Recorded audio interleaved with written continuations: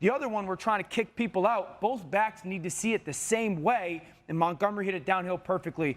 When they needed it the most, it was perfect.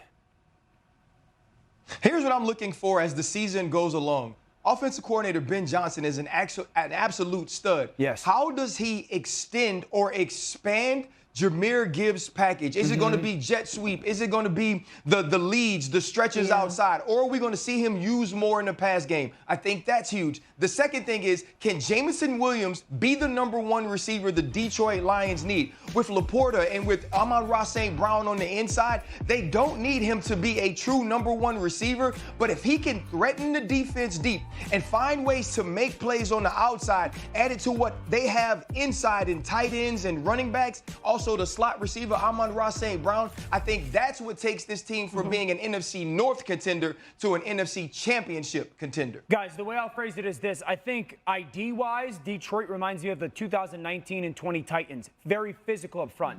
Philosophy-wise, how we get to it is very much so the San Francisco 49ers when it comes to how they run their offense. Impressive how those young players played in that atmosphere. Lions drafted really well. That was obvious from the start. All right, let's get to some news that happened just before that game, and that was Joe Burrow getting his bag, a contract making him the highest paid player in the history of the NFL.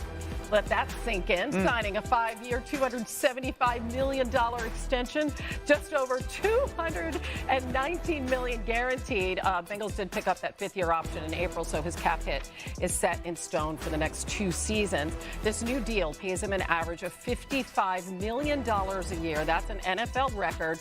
This record has been reset 4 times in the last 5 months. First, it was Jalen Hurts back in April. Then, of course, Lamar Jackson finally signed that deal with the Ravens shortly after that. And then Justin Herbert inked his extension with the Chargers in July, very short-lived as the highest-paid quarterback. So, a Burrow, highest-paid player in NFL history, Dan the Man. What is next for the Bengals? Couple of his targets, they're coming up for extensions. Can they keep both T. Higgins and Jamar Chase? Joe Burrow, no bigger fan than I.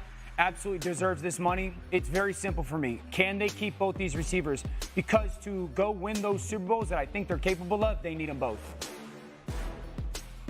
Dan, you mentioned keeping the receivers, and when you get $55 million a year, that's a ton of money, and it takes away from who you can keep on the team from a contractual standpoint.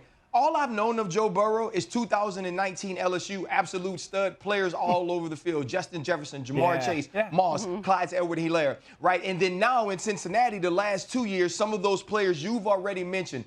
Is Joe Burrow the type of quarterback that can elevate the play of lesser wide receivers, lesser skill players, or does he need these guys? Because with this sort of contract, it's going to be difficult to keep everyone inside that locker room. Great question. I think it leads to a broader conversation. My answer is yes.